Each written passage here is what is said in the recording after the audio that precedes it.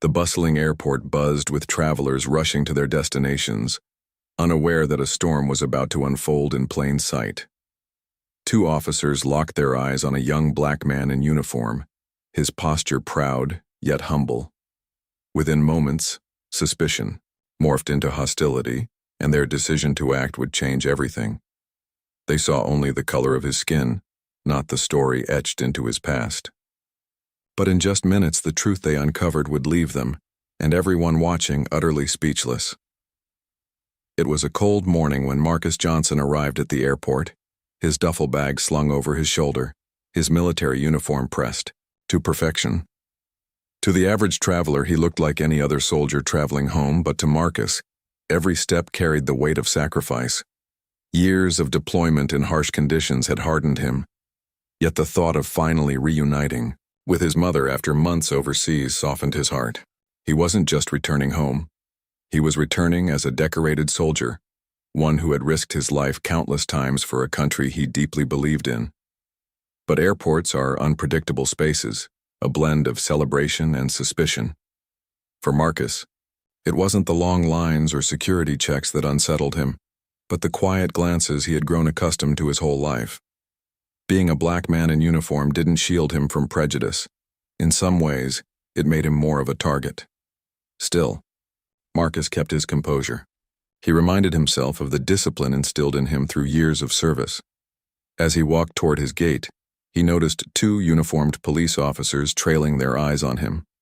At first, he brushed it off, assuming they were simply monitoring the crowd. But their gaze didn't waver. Their steps quickened, their expressions hardened. Marcus knew this look. It was the same suspicion that had followed him in malls, on sidewalks, and even in his own neighborhood. What he didn't know was that these officers had already made up their minds. To them, Marcus wasn't a soldier, returning home.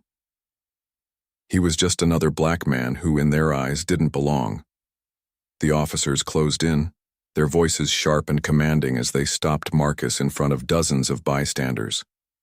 Conversations hushed, and the busy terminal seemed to freeze, eyes shifting toward the scene unfolding. One officer demanded to see identification, his tone laced with suspicion rather than protocol.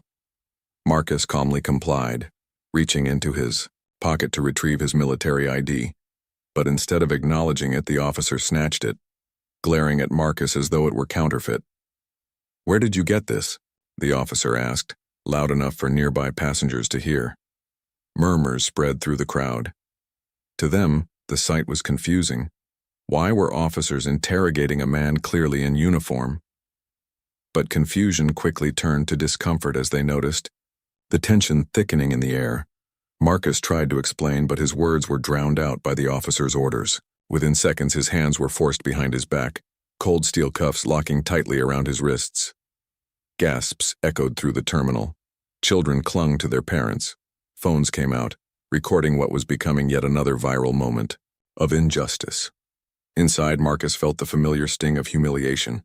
It wasn't the first time his skin color had made him guilty in someone else's eyes, but the fact that it was happening in uniform, in the country he had sworn to protect, cut deeper than any battlefield wound.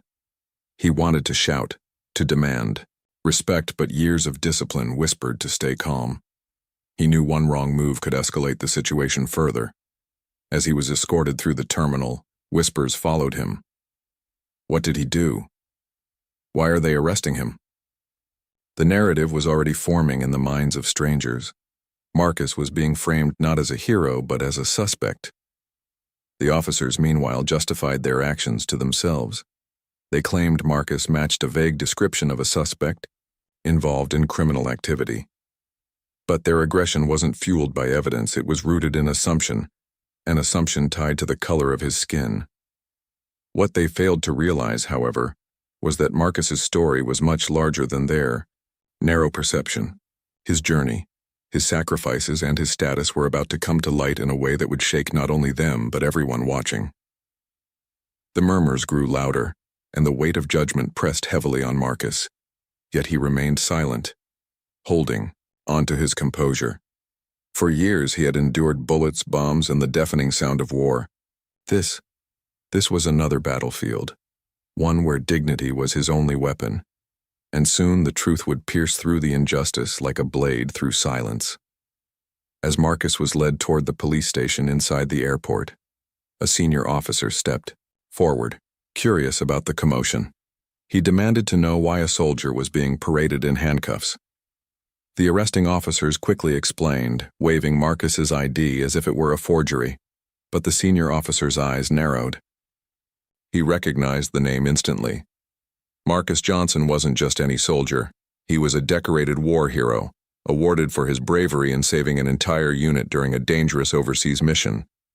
His story had made national headlines months earlier, celebrated as an example of courage and sacrifice.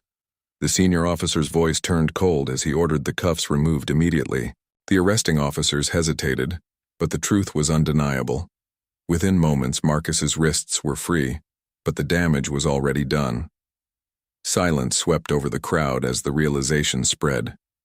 The man they had just watched being humiliated was not a criminal, but a hero who had risked everything for the very country that had just degraded him.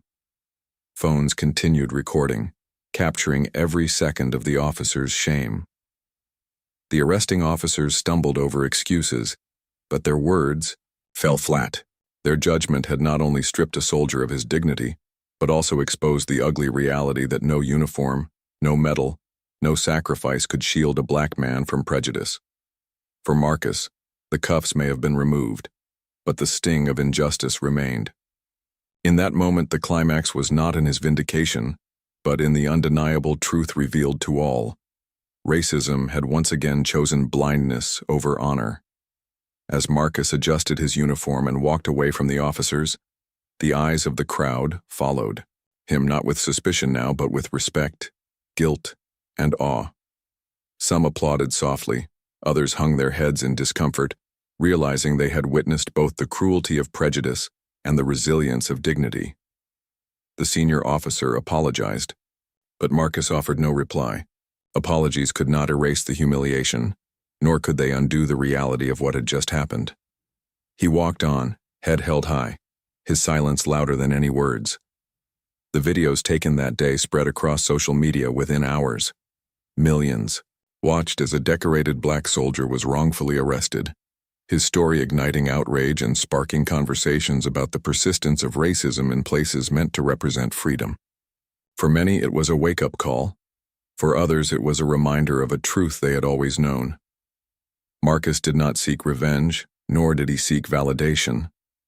His service spoke louder than any accusation. His life was proof of sacrifice, loyalty, and courage. Yet what cut deepest was not the arrest itself, but the knowledge that if he had not been recognized, the narrative might have ended very differently. The story carried with it a lesson too powerful to ignore.